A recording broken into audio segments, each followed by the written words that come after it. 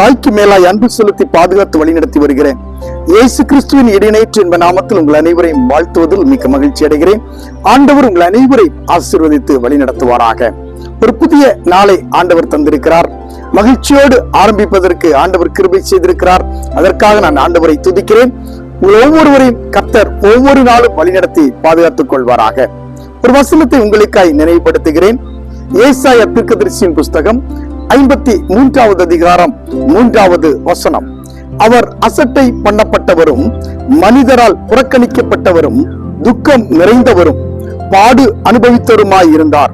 அவரை விட்டு நம்முடைய முகங்களை மறைத்துக் கொண்டோம்.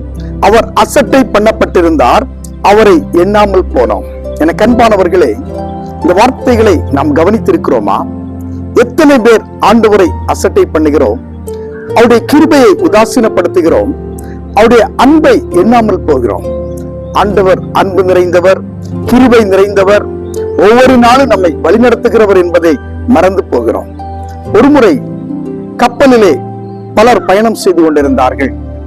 அவர்கள் சோர்வை மாற்றுவதற்காக இசையை எழுப்பி நடனமாடி பாடல் பாடி மகிழ்ச்சியோடு கொண்டாடி கொண்டிருந்தார்கள்.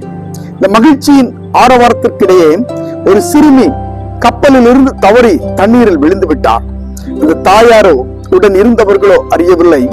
எல்லாரும் மகிழ்ச்சியோடு ஆடி பாடிக்கொண்டிருக்க கப்பலின் மாலுமி அதை கவனித்து உடனடியாக கப்பலில் இருந்து குதித்து அந்த சிறுமியை காப்பாற்றி ஆடிப்பாடி மகிழ்ச்சியோடு இருந்த மக்களின் மத்தியிலே கொண்டு கொடுத்தார்.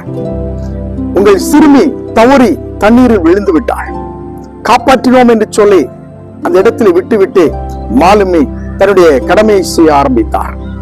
இந்த தாயார் அதுவரையிலும் ஆடிப்பாடி கொண்டிருந்தவர்கள் அந்த நேரத்தில் தான் தன்னுடைய மகள் தண்ணீரில் விழுந்ததை அறிந்து அப்படியே மகளை அணைத்துக் கொண்டாள். சிறிது நேரத்துக்கு பிறகு அந்த தாயார் அந்த மாலுமியை தேட ஆரம்பித்தார்கள். ஒவ்வொரு இடமாய் தேடிக்கொண்டே திரிந்தார்கள். அங்கு கூடியிருந்தவர்கள் என்ன என்று கேட்க, என்னுடைய மகளை காப்பாற்றின அந்த மாலுமியை நான் பார்க்க வேண்டும். எல்லாரும் நினைத்தார்கள் அந்த மகளை காப்பாற்றினதற்காக அவர்கள் நன்றி சொல்ல போகிறார்கள், இல்லை என்றால் ஏதாவது வெகுமதி கொடுக்க போகிறார்கள் என்று ஆர்வத்தோடு அந்த மாலுமியை எல்லாருமாய் தேட அந்த தாயாரை பார்த்து மீண்டும் கேட்டார்கள், ஏன் தேடுகிறீர்கள்? அதற்கு அந்த தாயார் சொன்னார்கள், என்னுடைய மகள் காலிலே ஒரு தங்க கொலுசை போட்டிருந்தாள், 2 கால்களிலும் கிடந்தது. இப்பொழுது ஒரு கொலுசை காணவில்லை. ஒருவேளை அந்த மாலுமி எடுத்திருப்பார், அதற்காகத்தான் அவரை தேடுகிறேன் என்று சொல்ல அத்தனை மக்களும் அதிர்ச்சியாய் போனார்கள். தன்னை காப்பாற்றின அந்த மாலுமிக்கு நன்றி சொல்வதற்கு ஒரு தாயாரால் முடியவில்லை. ஒருவேளை தன்னுடைய மகளுடைய காலில் கிடந்த அந்த ஒற்றை கொலுசை திருடியிருப்பாரோ என்ற எண்ணம் தான் அந்த தாயாருக்கு வந்தது. உயிரை காப்பாற்றின நன்றி சிறிது கூட தாயாருக்கு இல்லை. நம்முடைய வாழ்க்கையிலும் சில நேரங்கள் இதே நிலைமைதான். ஆண்டவர் நம்மை சிறு வயதிலிருந்து இன்று வரையிலும் பாதுகாத்துக் கொண்டு வருகிறார். எத்தனை ஆபத்துக்கள், எத்தனை பலகீனங்கள், எத்தனை சோர்வுகள், கடினமான நிலைகள், ஒரு இடத்தில் கூட நம் ஆண்டவருக்கு நன்றி சொல்வதற்கு நம்முடைய மனம் வரவில்லை. எல்லா நிலையிலும் ஆண்டவரை நாம் உதாசீனப்படுத்துகிறோம். ஆண்டவர் எனக்கு இதை தரவில்லை, அதை தரவில்லை என்று சொல்லி அவரை குறித்து அவதூறு பேசுகிறோம். அந்த யூத ஜனங்களும் அதைத்தான் செய்தார்கள். ஓசனா என்று பாடினவர்கள் இங்கே இயேசுவை கொலை செய்யுங்கள் என்று சொல்லி ஆர்ப்பரிக்கிறார்கள்.